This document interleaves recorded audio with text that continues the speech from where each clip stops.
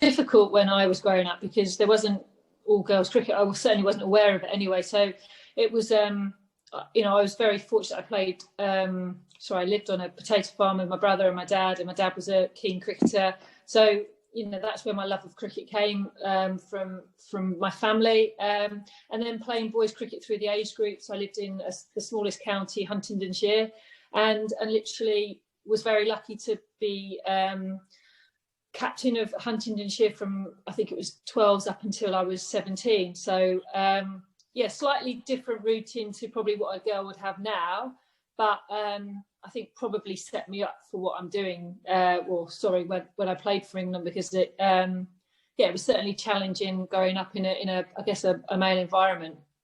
It's 12, and again it was all luck, really. I was playing boys cricket at the time, and a man was walking around the boundary at my boys county game, and he knew the chairman of the women's England selectors, and he must have rung that woman straight away and said, I think I've got a future England player here for you.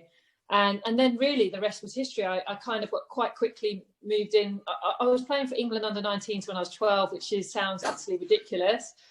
And then I was playing for England when I was 16. So had I not been seen that afternoon by a guy called Mickey Dybe, I don't think who knows where I'd be, because it was much harder then to get noticed and find that avenue to play women's and girls cricket. The equipment and what we wore, I mean, it looked very nice, but it wasn't that practical at times, especially when you went to places like India and you wanted to dive on the outfield and so on. So it was, I didn't think anything of it at the time. Obviously I played boys cricket, which meant that I wore trousers, so it was a bit of a novelty wearing this skirt, but which I've still got, and I hold and cherish dearly. But yeah, and I think the fitness levels have improved. Everything's improved.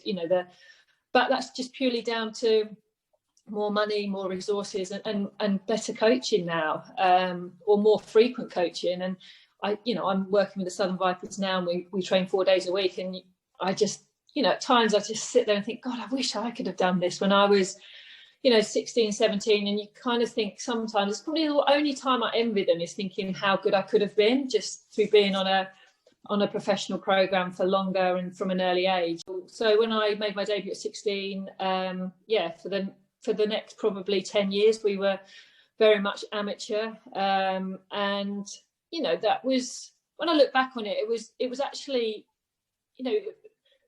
I don't envy the girls now, because it was very different back then, and we got to tour. We often had to pay.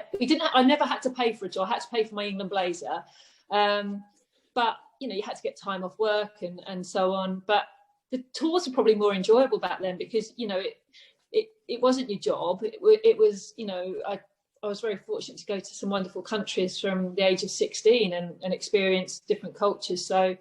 And you didn't have the security following you around then because it was so amateur. So there were some upsides to it.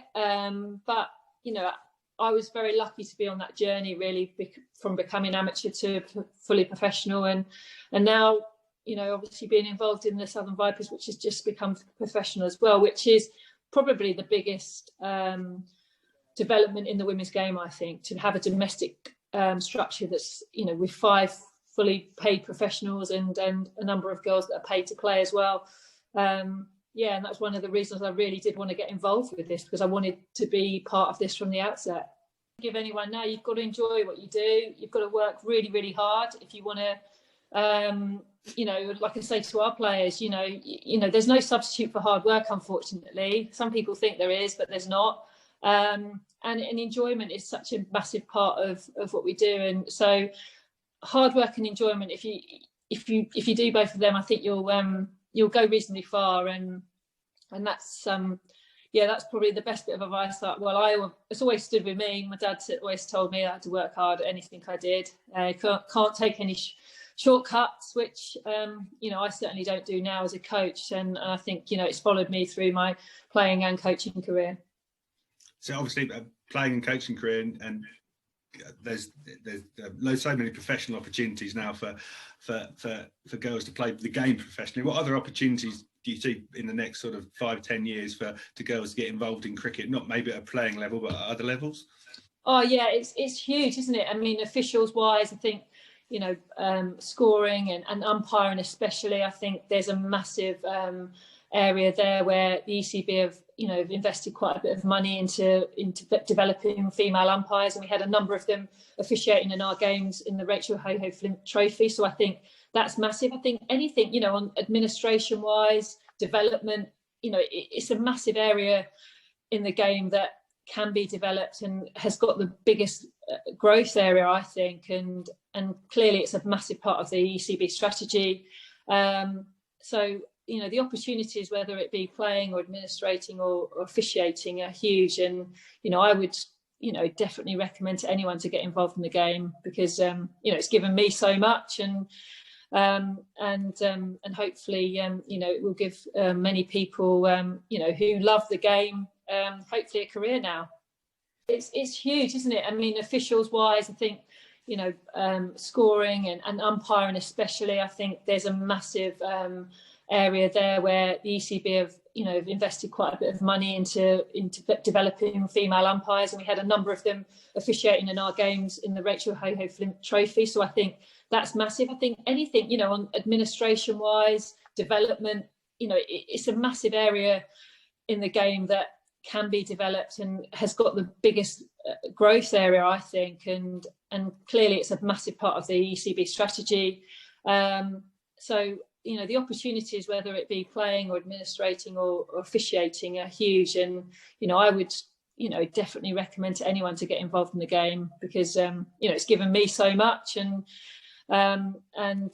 hopefully it will give many people who love the game hopefully a career now. I mean, it's given me so much confidence. I remember being at school, I wasn't particularly confident at school, and it really did bring me out of my shell, because from an early age I had to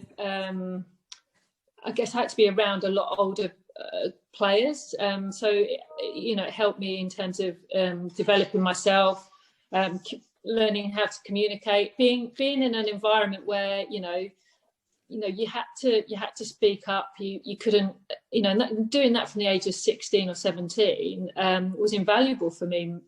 So I really think from a life skills point of view, it's really developed me massively. And I always say that cricket is one of those really amazing sports that you can have people come from all aspects of life, and you go together on a cricket pitch, and it brings so many different backgrounds together, which I think I've been so lucky to have experienced over the years.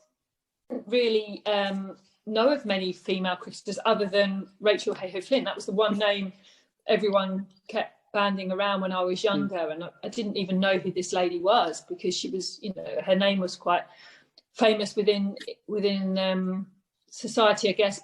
And then once I started playing the game and understood who played it, Jan Britton, and I got to open with Jan Britton in my first Test match. So they were the two probably players I really looked up to, and I was really lucky to get to spend a lot of time with Rachel, and she was really supportive of me, and just a great person for me to confide in at times. And sadly she passed away obviously a few years ago. So it was really special to play this summer for the Rachel Hayhoe Flint Trophy, and I actually made a point of talking about her to the players, because they wouldn't have really understood who she was, and her spirit lives on within the game, because she was an unbelievable person and very charismatic, and it was really I guess fitting that we won this summer, and the trophy was named on behalf of her, and we were very honoured.